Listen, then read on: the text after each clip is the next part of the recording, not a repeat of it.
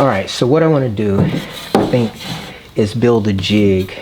And the way that I want this jig to function is I want it to hold my board in place so I can nail it on the back side. I think one of the things I wanted to do is, if you see the front board here, so I'm going to take a board and measure, you know, from this portion and line it up with here. So I'm going to cut all my boards to be equal with this board here.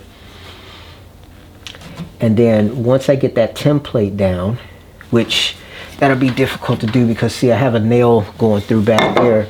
So I need to go ahead and cut that nail out first. So let me get my grinder and do that.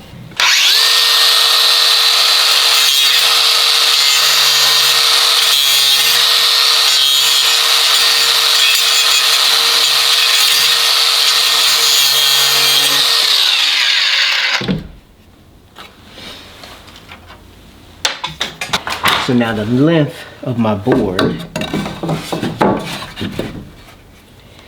I'm going to line the board up here, put the board underneath here, like this.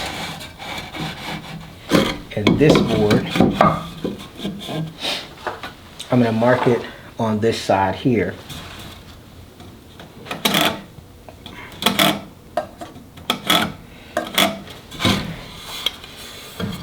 With this board marked, I'm going to set that up on the miter saw so I can cut all of my boards all the way down to this length. And I think, so this is going to be the length of that. But then as far as the jig is concerned, what I wanted to do is sit in here like this. So I want there to be, it's going to need a cross member like this.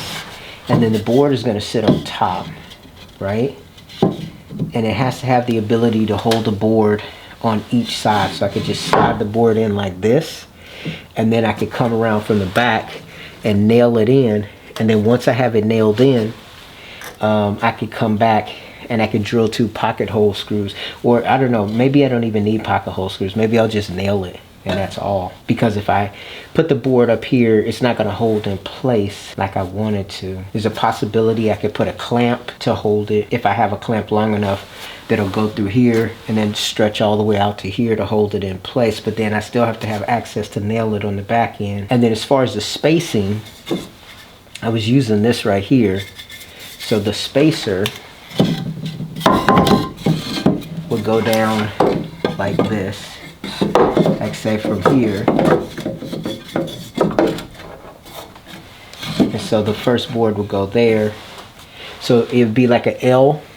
I'm talking about the jig now. The jig would be like an L here, and maybe with the board on this side to make sure that the board doesn't fall over, is what I'm thinking it could do. And so that'll give me the ability to just put my board up here like this and either nail or screw it in from the back side. That is an option. So let me first cut this board to length and then we'll go from there and see what that looks like. All right, so we got our cut line right there.